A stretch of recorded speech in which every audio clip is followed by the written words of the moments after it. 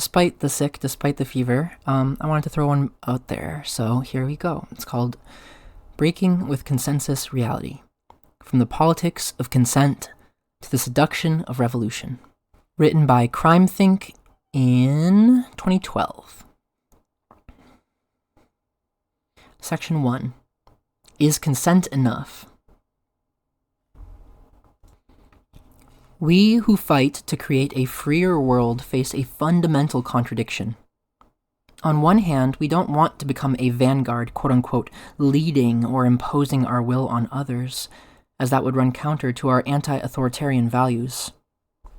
On the other hand, we believe with good justification that our political goals, including the destruction of capitalism, the state, and hierarchy, can't be accomplished without strategies that are currently unpalatable to most of our fellow citizens.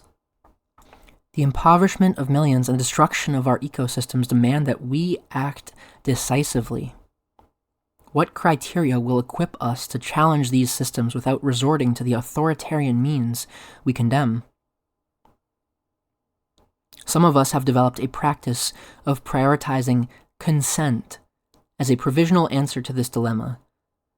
This discourse comes to us through educators who promote it as a tool for fostering mutually respectful sexuality in the midst of a rape culture. Applying this model in our intimate relationships and beyond, we seek to respect others' autonomy by not subjecting them to actions that violate their consent. That is, by staying within the boundaries of others' desires as they determine and articulate them. We reject coercion of any form, whether physical, verbal, economic, or otherwise, and assert our self-determination to participate in or abstain from whatever we choose. Yet outside of the sexual realm, consent discourse doesn't always offer a sufficient framework with which to evaluate direct action tactics and strategy. Knowing whether an action is consensual may not suffice to indicate whether it is effective or worthwhile. Aware that most people oppose some of our tactics, we don't plan our actions on the basis of consent, yet we don't aspire to become a vanguard either. Furthermore, since we can only desire on the basis of what we know, we are unlikely to achieve liberation from simply fulfilling the desires we have now without changing the conditions that produced them. So how else might we conceive of our political project if not through the lens of consent? A close examination of our activities reveals that in setting out to foment insurrection and transform society, we appear to be operating according to a logic of seduction. Are we prepared to accept the implications of this reframing? Let's begin by examining the politics of consent and their limitations. Section 1. Is consent enough? At first glance, the notion of basing our political practice on a theory of consent makes intuitive sense. What's our critique of the state? It's a body that wields power over us even to the point of life and death, and yet no one ever asked us if we wanted to be governed. Elections don't even begin to offer us the meaningful alternatives true consent would require. It's been said before, our desires will never fit in their ballot boxes. We promote the principle of voluntary association, the freedom to form whatever groups and collectives we want without being compelled to participate in any. We never had the chance to say no to capitalism, to government, to police, to all the systems of hierarchy that impose their rule. So clearly those can't be consensual in any meaningful way. As we do away with the coercive systems that dominate our lives, we can reconstruct new social relations based on consent, a world in which no one controls anyone else, in which we can determine our own destinies. It makes sense, doesn't it? Certainly, this discourse of consent offers a compelling way to imagine the world we want to live in, but how does it serve as a strategy for dislodging this one? It's difficult to envision a political practice that stringently respects the consent of all people, while simultaneously destroying the fabric of our hierarchical society. If we insist on the unity of means and ends, we have to dismantle coercive institutions and social relationships through non-coercive processes to build a non-coercive society. Abandoning this vision could undermine the very basis of our anarchism. Yet if we don't succeed in dislodging capitalism and the state, the bases of economic and political coercion, we'll never arrive at a society in which a consent-based framework could actually be tenable. How can we resolve these dilemmas? Let's look more closely at what we mean by consent and how it operates in our society and in our movements. Section 2. Consensus reality, nonviolence, liberal consent. Reader's note, brief content warning for a vague reference to pedophilia. Power and consent are critically intertwined. Power imbalances make it difficult or impossible to give consent freely. Can a much older person have consensual sex with a very young person? Can someone who is subjected to another's economic control freely consent to that person's desires?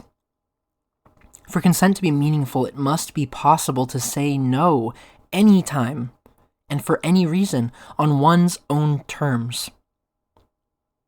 When the state monopolizes the use of force and the economy controls access to our very means of survival, we cannot meaningfully choose. We call the boundaries enclosing our ability to consent under these conditions consensus reality. Consensus reality is the range of possible thought and action within a system of power relations. It is enforced not only through traditional institutions of control, such as mass media, religion, and the family, but also through the innumerable subtle norms manifested in common sense, civil discourse, and day-to-day life. It isn't simply the aggregate of all our desires melded together in a great compromise that allows us all to get along, as democratic mythology would have it.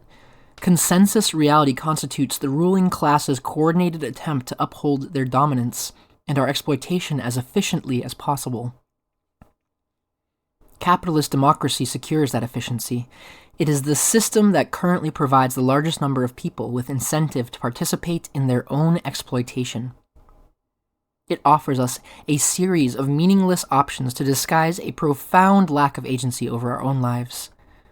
The trump card of capitalist democracy is the idea that everyone's consent is respected in a marketplace of ideas within which desires can be freely expressed and influenced.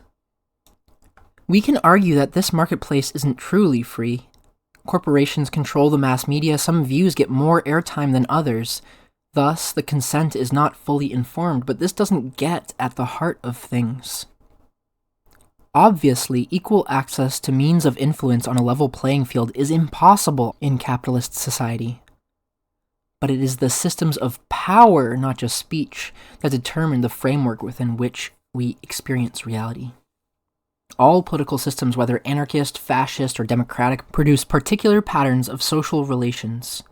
Mere discussion of these systems does not. It cannot transcend the framework in which it occurs. Footnote 1 here reads, for instance, within capitalist democracy, the very ability to speak quote-unquote freely seems to offer proof of the system's justice by virtue of the state ensuring quote-unquote free speech.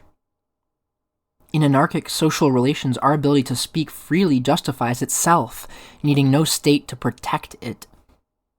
To quote-unquote protect it or define its limits. When we frame expressing our desires as quote-unquote exercising a right, we define our legitimacy to act in terms of our relationship to the state, rather than asserting that our desires are inherently valid. Continuing on the main block of text, free speech discourse offers each of us our own box of colored chalk to decorate the cement blocks around our feet and calls that freedom. Whether we can walk away doesn't even enter into the picture.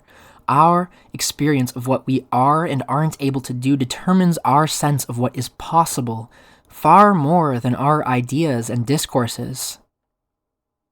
To shift the boundaries of our imagination and desires, we have to find ways to make new experiences possible beyond the bounds of consensus reality. Take, for example, the debates about violence and nonviolence that rage in every organizing coalition and Occupy movement. What is violence? At first glance, the term seems to have no more coherence than the Supreme Court definition of obscenity. I can't define it, but I know it when I see it. This makes it an especially dangerous tool when wielded by liberals to control group norms. But recalling that violence springs from the same root as violation helps us get at the meaning behind how the word is used. What is called violence is any violation of norms about legitimate use of force, norms dictated by the state and incorporated into our consensus reality. The debate about violence is really a coded discourse in which nonviolence stands in for consent. When we attempt to make space for autonomy and diversity of tactics, our opponents perceive us as disregarding consent simply for opposing the terms of consensus reality. Observe how an anxious liberal from our local Occupy movement, dismayed by an illegal building occupation undertaken by autonomous occupiers, strives to distance the Occupy group from the occupation. He says to a reporter, quote, "Our movement is nonviolent, it's peaceful, does not break the law," unquote. The building occupation involved no physical violence, nor damage to property, nor anything that could be construed as violent even within his own definition, whereas the eviction by rifle-wielding thugs was violent enough to shock people across the political spectrum. How can we make sense of this seeming contradiction? It seems that the meaningful sense of violence here is a rupture of consensus reality. This liberal wishes to communicate that the building occupation felt like a violation of his consent. Why? Because it was related to a current in which he felt invested, yet he had not been invited to participate in decision-making, and it involved actions that he personally disdained. Of course, we undertook the occupation autonomously precisely for that reason. We knew we could never achieve consensus in the public general assemblies to do something that so dramatically challenged consensus reality. Whether or not the occupation hurt anyone was besides the point. Its quote-unquote violence had less to do with its literal effects than its challenge to consensus reality. To him, such a challenge constituted a violation of collective consent. Let's call this liberal consent. The notion that we must adhere tactically to the most conservative common denominator or else violate others' consent. We all have to put up with this system, so the logic goes, whether we chose it or not, because any violation would put us all at risk. This goes beyond a critique of representation. You shouldn't carry out an action on my behalf without my consent, to a critique of autonomy, since literally any action that presumes affinity with others is subject to the boundaries dictated by consensus reality. This is the risk of embracing a framework of political consent.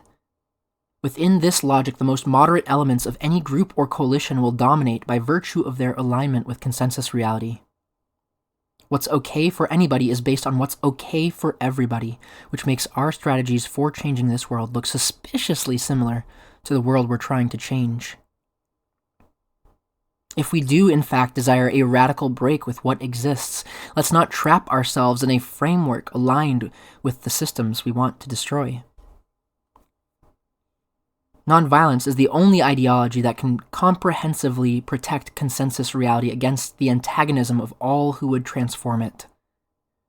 By preemptively condemning anything that exceeds the parameters of civil discourse, it ensures that any resistance will ultimately strengthen the underlying framework of authority, and even passes responsibility for policing on to the loyal opposition. Liberal complicity with violent systems of control can be, quote-unquote, non-violent according to this logic because they accept the boundaries of legitimacy decreed by consensus reality. Just as every pacifist condemns armed struggle and insurrection against the state, the gains of every quote-unquote non-violent movement and revolution they cite from Dr. King to Gandhi rested on a foundation of explicit or threatened state violence. We shake our heads at liberal reluctance to acknowledge that the state is fundamentally rather than incidentally violent, but that violence is woven so seamlessly into consensus reality that it simply doesn't register. The violence so anxiously opposed by liberals is, by definition, that which ruptures consensus reality. And this is precisely why we consider that violence necessary. Framing resistance as registering our quote-unquote dissent does not attack consensus reality, but merely identifies our position within it. There are not opposing partisans within consensus reality, Republicans and Democrats, activists and reactionaries, but only partisans of consensus reality and partisans against it. In short, the liberal notion of consent is a barrier to revolution. By definition, breaking consensus reality cannot be consensual. We have to move beyond political consent discourse to imagine liberating strategies for transforming reality. Section 3. Can we rescue the political discourse of consent? So, liberal consent is a tool for defending consensus reality, useless to our project of liberation, but that doesn't necessarily mean we have to give up on the discourse of consent itself. Are there ways to respond to these objections within a consent-based framework? Let's explore some of the possible responses to liberal consent rhetoric. Decision-making should be weighted to prioritize the most affected. According to this principle, the greater the impact a decision will have on a person, the more leverage he or she should have in the decision-making process. For instance, the opinions of a poor neighborhood's long-term residents should count for more than those of developers or wealthier newcomers when determining whether to build new condominiums. Thus, how consensual an action is depends not on whether every citizen equal under the law would check yes or no about it on a ballot. Rather, individuals' feelings are weighted proportionally according to how the consequences will impact them. This sidesteps some of the problems of negotiating political consent across power differentials.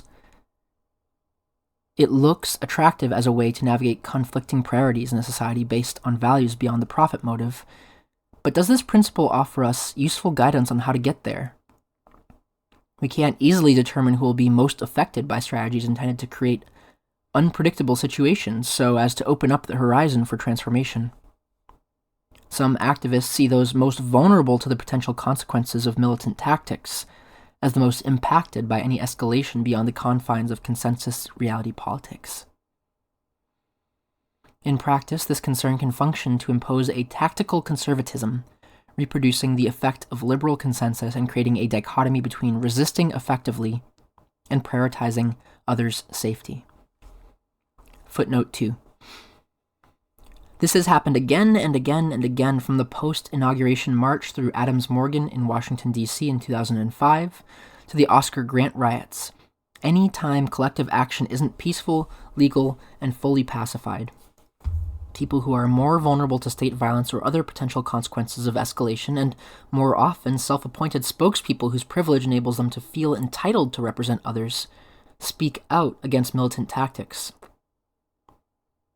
Since many anarchist agitators are shielded in part by the privileges of white skin, a male body, no children, and legal citizenship, it is held to be irresponsible to raise the stakes without the input of more vulnerable people who may be affected.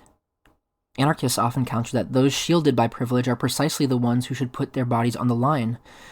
But in large, mixed crowds with a potential for explosive conflict, the question of consent inevitably rears its head. Self-righteous leftists assume that the purpose of massing in the streets is simply to, quote, speak truth to power, unquote. But the rest of us have to grapple with how to precipitate conflict in ways that don't reinforce the wedges our enemies would derive between us, quote-unquote, bad protesters and our potential comrades. Returning to the main text. On the other hand, in trying to legitimize our efforts according to this principle, we sometimes fall into the trap of using the example of a few individuals who support an action to stand in for an entire imagined demographic. We ascribe a mythical authenticity to specific local, working class, indigenous, or other people who express enthusiasm for our activities, implicitly writing off those who don't. We make such supporters into a sort of prosthesis for ourselves that entitles us to act against the ostensible majority, imagining our chosen comrades to represent the most affected. Every activist has a preferred imaginary friend, whether the workers favored by IWW organizers, the West Virginia locals courted by opponents of mountaintop removal, or the extras in hip-hop videos that insurrectionists hope will join them in the streets. This is not only tokenizing but dangerous, as it can lead us to overestimate popular support for our actions. yet it is supported by a variety of rationalizations. Just because we don't see public support doesn't mean it isn't there. The people who are most marginalized, who we assume are most likely to support our unpopular actions, are the least free to express that support publicly, and so on. There is some truth in these arguments, but when we gamble on this imaginary friend fantasy as an effort to weigh by proxy the consent of the unrepresented, now represented by our presumed affinity with them, we are just deluding ourselves.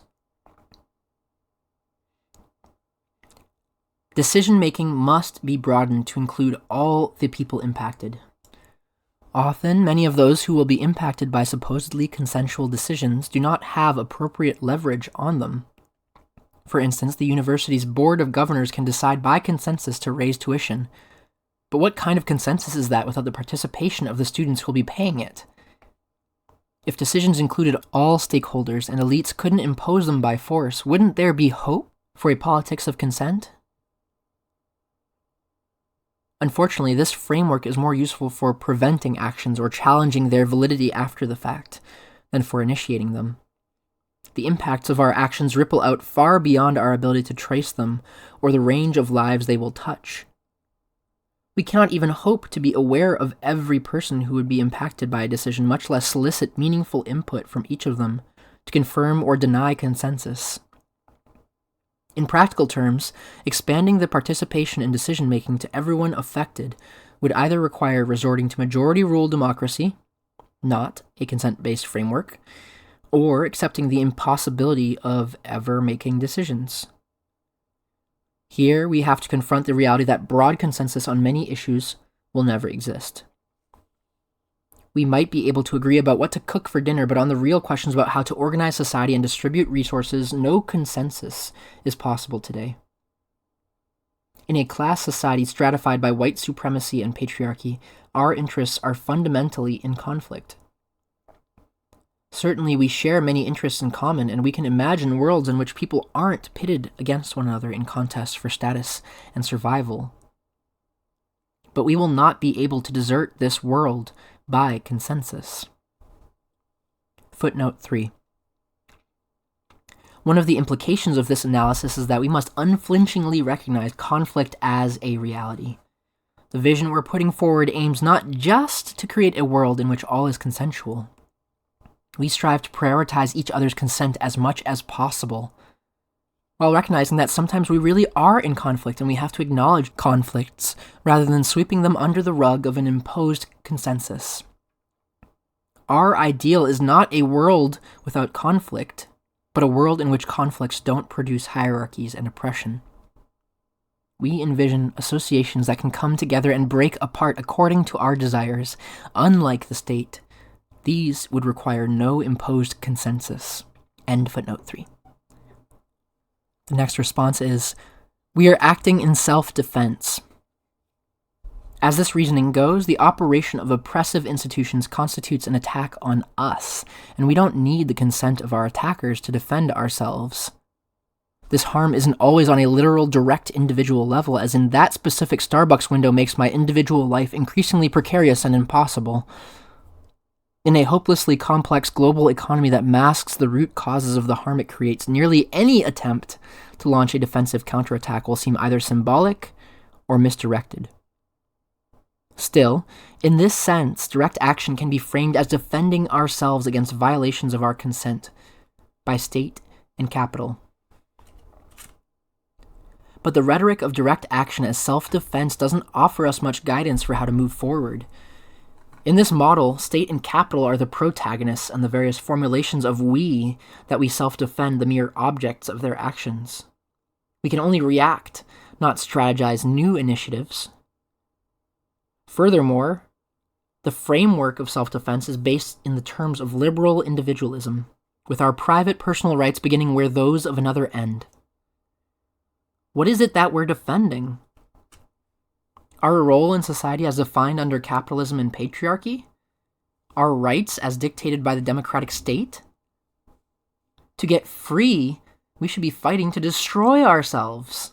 Not our bodies and lives, of course, but our selfhood as it's constituted by state and capital. If selfhood extends as far as the bank windows, if our selves overlap so extensively, we need another framework. We're not just defending ourselves. At best, self-defense is a justification, not a praxis. At worst, it's a disingenuous smokescreen that leaves us without a framework to evaluate our effectiveness. Next response is consent has to be informed. In all consent-based ethical systems, medical, sexual, and otherwise, authentic consent requires full knowledge of the implications of a decision. On the political level, this criticism goes, if we all had access to complete information, we would make decisions differently. This is the basic hypothesis of liberalism. The best of all possible worlds will result when people have access to all relevant information, the means to discuss it openly in order to make rational decisions. The fatal flaw in this reasoning is that it fails to take power dynamics into account. When access to money and property determines our ability to act under the rule of a state that reserves the sole right to employ violence, knowledge is not in fact power. Furthermore, it seems to demand a politics of total transparency, which would either preclude illegal activity or consign us all to the certainty of prison. An informed consent framework neither enables us to imagine how to achieve a consensus for revolution, nor suffices to determine how much information to share with whom about the actions we take to fight for it. In concluding that the consent framework can't accommodate our political needs, we are not endorsing the violation of consent. Rather, we are acknowledging that the consent framework has not been sufficient to transcend the self-defeating dichotomy between either respecting consent to such an extent that we can't overthrow capitalism, or disregarding it entirely. The point is to come up with a framework that solves those problems, not throw out what gains we've made already. Footnote 4. Also, what does this imply in the realm of sexuality? Remember, our goal in acknowledging the limitations of consent discourse is not to discard it entirely, but to determine where it can take us, and where else we need to go. Consent provides us with crucial tools for treating each other with care in sexual interactions. At the same time, we can challenge simplistic notions of desire. Some of our most deeply erotic moments occur not when we finally achieve a desire previously fixed within us, but when we experience unexpected and unprecedented forms of pleasure. Perhaps insights from our discourse of political seduction can offer perspective on our sexuality, but we maintain our allegiance to consent discourse and sex. Our critique of political consent discourse isn't abstract, but based on its tactical shortcomings, the limitations of what it allows us to do and imagine. By contrast, sexual consent discourse has proven its utility in our daily lives, inducing us to examine our desires and transform how we relate to each other erotically. End footnote 4. In fact, our basis for opposing capitalism and hierarchy goes far beyond the claim that these systems operate without our consent. Ultimately, we fight for new worlds out of desire, and in order to move beyond the limitations of political consent discourse, we have to look more closely at what desire is. Section 4. Desire, Consent, and Politics. What is desire? Let's conceive of desires not as internal elements emanating from within individuals, but as autonomous forces that flow through them. Individuals don't desire things.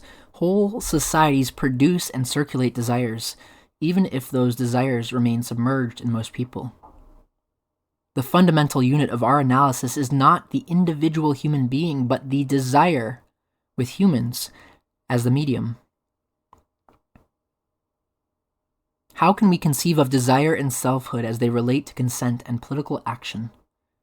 The existing consent discourse presupposes static notions of self and desire.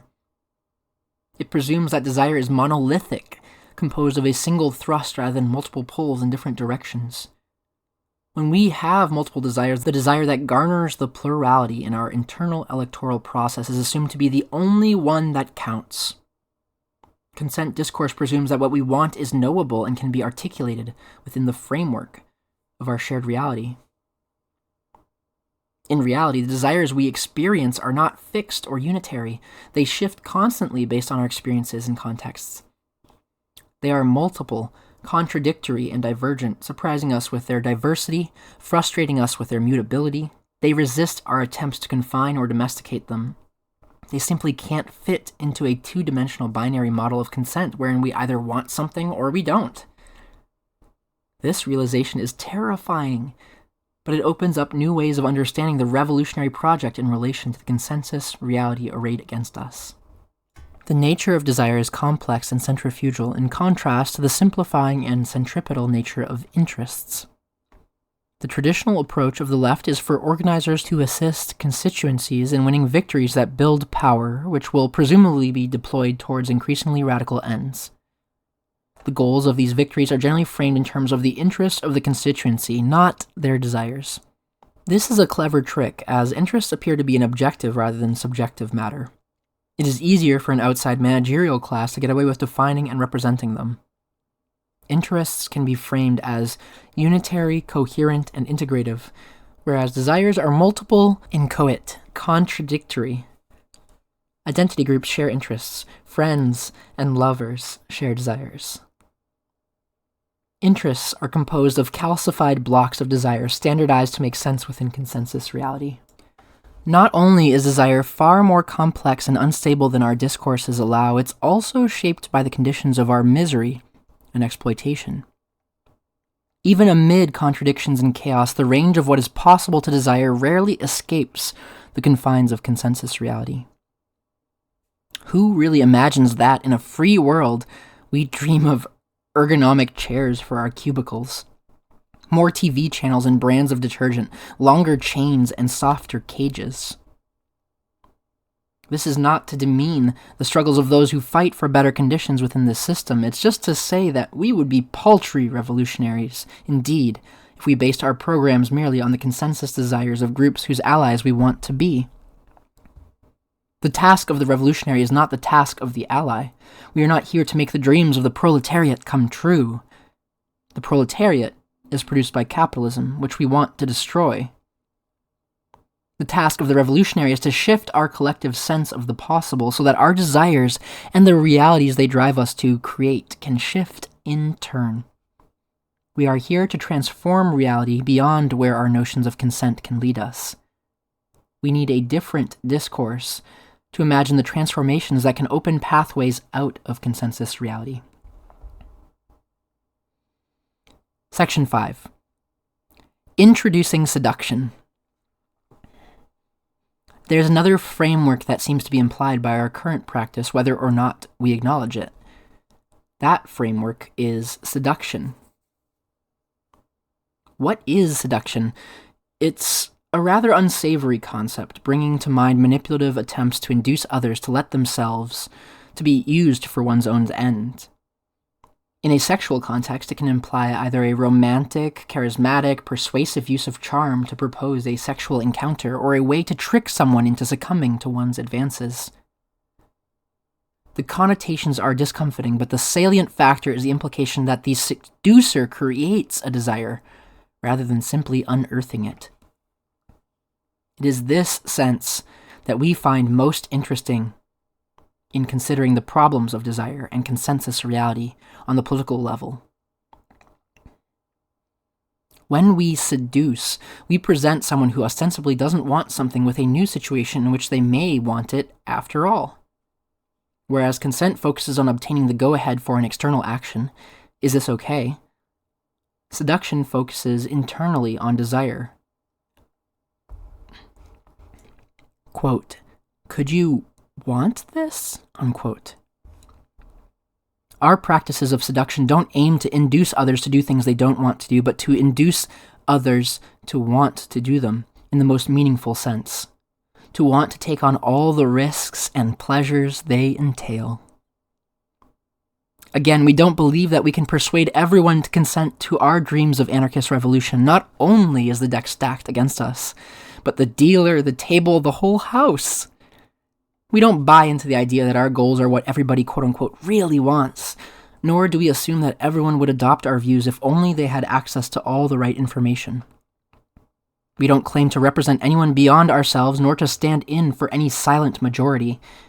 In that sense, Anarchist revolution is not a democratic project. Nor do we, despairing of those things, decide that to be true to our principles, we must give up on transforming society altogether and retreat into isolation among the few comrades with whom we can establish meaningful, self-determined consensus. We don't think it's hopeless to resist in the face of the stranglehold of consensus reality. We want a different path forward, one that doesn't assume desire to be fixed, that doesn't rely on liberal consent. We neither wish to impose our will on others by force, nor to disregard their desires. Instead, we want to perform a kind of magic, an alchemical operation.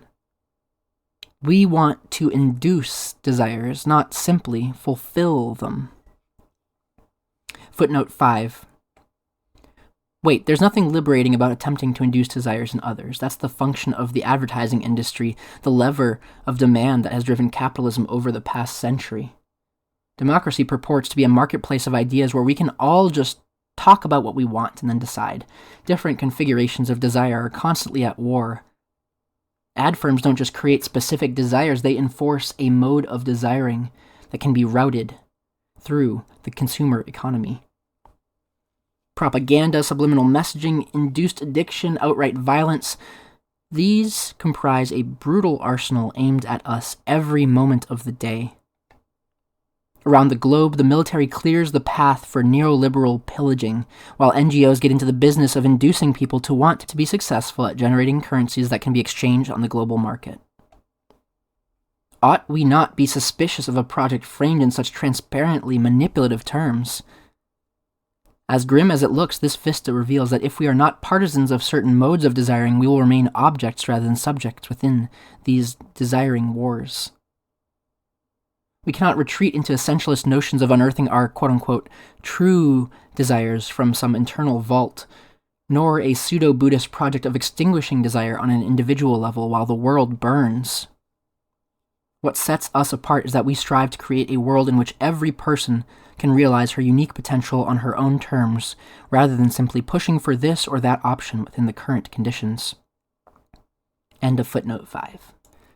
As anarchists, our greatest strength lies not in the coherence and reason of our ideology, but in the passionate actions we undertake and the ungovernable lives we lead. Let's not try to convert people to anarchism. Let's set out with mischievous glee to infect everyone around us with the anarchy that flows in our veins. Let's produce situations in which anarchy is possible, even likely, even desirable to those who might not feel any inclination towards it today. How did you become an anarchist? Did you emerge from the womb in a black hoodie?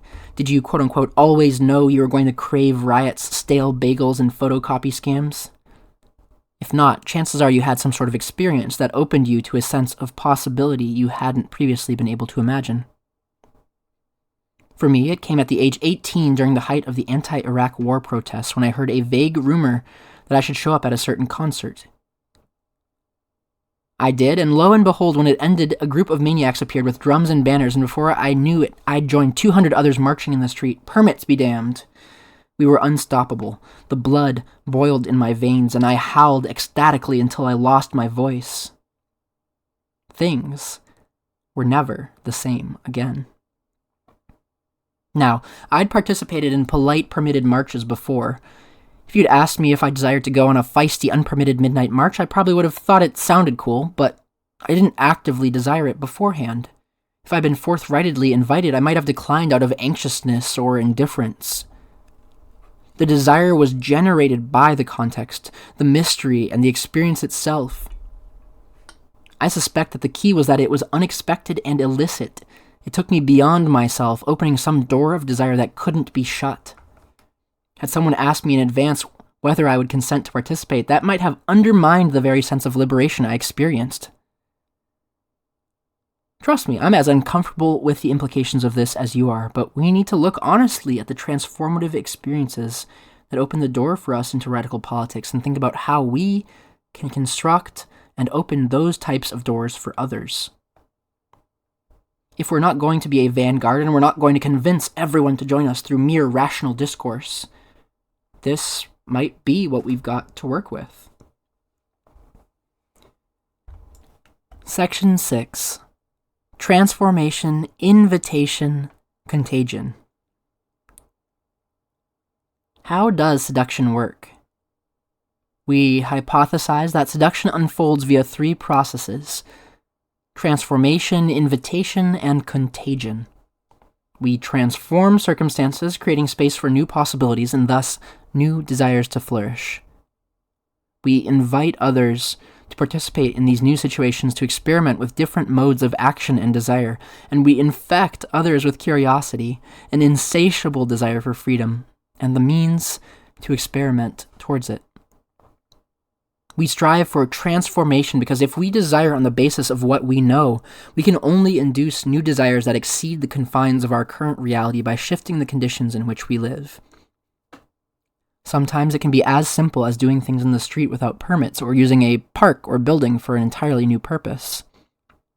Disobedience is crucial to transformation. Nothing opens up a sense of possibility like literally breaking the rules. But our behavior is constrained by far more than traffic laws and zoning regulations. Social norms, gender roles, and innumerable other systems shape how we act. And each way we're constrained provides new terrain for transformation. The key lies in challenging what's taken for granted in a way that opens up the possibility to act differently, and to imagine how the world would be different if those rules and borders were no longer fixed. Invitation requires neither persuasion via rational discourse nor imposition by force. Here we maintain the spirit of consent discourse, asserting our respect for the wishes of others in opposition to coercion. We aspire to a world based on voluntary association, in which participation is based on our own free choice, rather than force or manipulation, and thus we aim to prefigure that world through our methods of creative resistance. This can take many forms: leaving the doors open in the occupied building, modeling mutual aid at public really free markets, offering black bandanas and cans of paint as the march leaves the show. Of course, we can't literally invite others to participate in many actions beforehand, either because they have to be organized clandestinely or because we honestly don't know what will happen, but we can shape our actions to maximize the agency of potential participants. Seduction casts the invitee as the protagonist, the one whose agency counts, in contrast to consent discourse, which merely seeks permission. The whole point is for people to discover new desires, to want to do something they didn't want before. They have to be in the driver's seat for that to be possible. In this sense, we are using seduction to mean the opposite of its traditional negative connotation of trying to get something from people against their will or at their expense. Finally, we aspire to invite others into practices that will prove contagious, ideas that self-replicate, models that can be applied in a variety of circumstances, attitudes that prove infectious. Contagion ensures that rebellion isn't restricted to activists, scenesters, or any other particular group. Only when revolt spreads so widely that it can no longer be quarantined to a specific demographic will anarchy move permanently beyond the anarchists. We succeed when others emerge from the spaces we create feeling more powerful. We win when the ruptures of possibility we open prove impossible to close. Section 7. When seduction fails. Unfortunately, our actions don't always achieve these goals. Sometimes we try to cast spells of transformation and they fail. One way our efforts can go awry is when they position the organizing cabal as the protagonists rather than the invitees we hope to seduce into participation. In these cases, our actions don't spread but remain the province of a distinct group. For partisans of transformation, what counts is the circulation and contagion of subversive ideas and practices, not the power of a specific social body, be it anarchists or the party. Sometimes when our seductions fail, those we've attempted to invite feel used rather than seduced. Over the years, this has proved one of the primary causes of the unpopularity of unilateral militant activity. It's flattering to be offered a role as a protagonist in an exciting story, but it isn't so pleasant to feel that others are trying to take advantage of you. When people speak with frustration in a debriefing conversation about the lack of consent, implicit in how an action played out. We must understand that as a failure of seduction.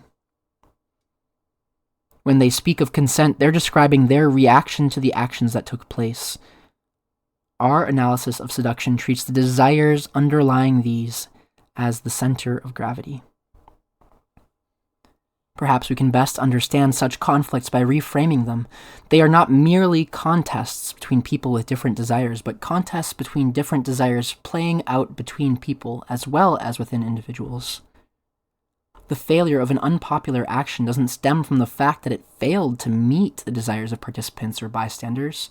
Rather, the action failed to enable subversive desires to arise or flow into new hosts. Critics who frame their objections in consent discourse may not be fundamentally opposed to the tactics in question after all. They may simply not feel that they had a chance to become protagonists in their own stories of rebellion. Section 8. Into the unknown. What are anarchists good for?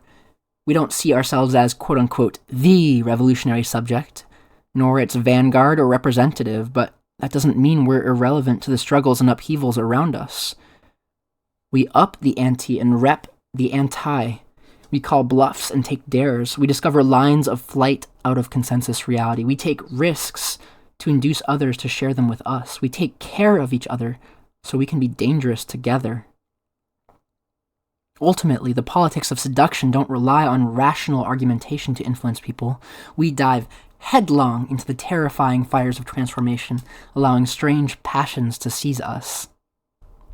It's not that these desires are quote-unquote ours, rather, we are theirs. We become lightning rods that crackle with flows of charged desire.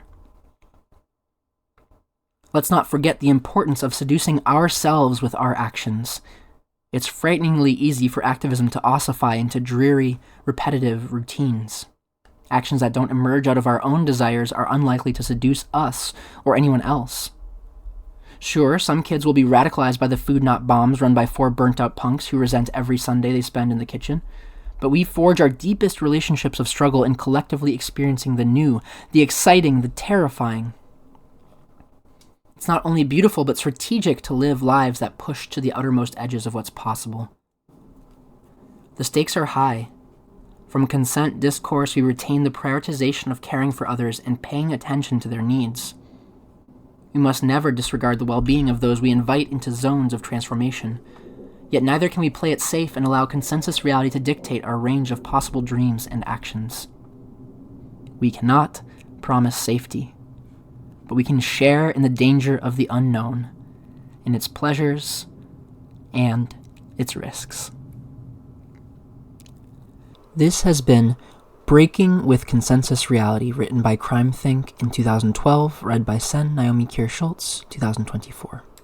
Thank you for reading along with me, and I hope you will join me in dreaming and building the future we deserve.